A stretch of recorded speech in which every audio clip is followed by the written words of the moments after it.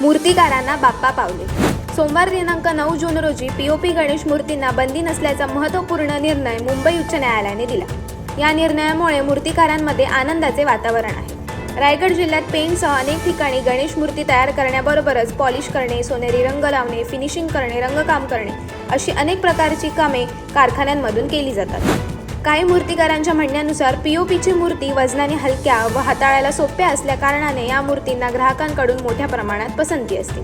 शिवाय शाडू मूर्ती तयार करण्यापासून सुकवण्यापर्यंत 20 ते 25 दिवसांचा कालावधी लागतो। यात बराच वेळ खर्च होतो। त्यामुळे काही वर्षांपासून पीओपीच्या मूर्तींची मागणी वाढली आहे।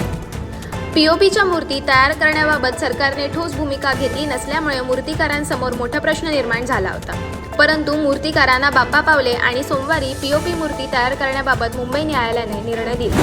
अर्थात हा निर्णय देताना काही अटी व शर्तीही देण्यात आल्या आहेत। त्यामुळे मूर्तिकारांमध्ये आनंदाचं वातावरण असलं तरी गणेश भक्तांना पीओपीची मूर्ती केवळ कृत्रिम तलावातच विसर्जन करता येणार आहे। अशाच अनेक घटना आणि बातम्या जाणून घेण्यासाठी सबस्क्राईब करा आमचं यूट्यूब चॅनल केव्ही न्यूज आणि इन्स्टा पेज कृषीवल न्यूजला फॉलो करा।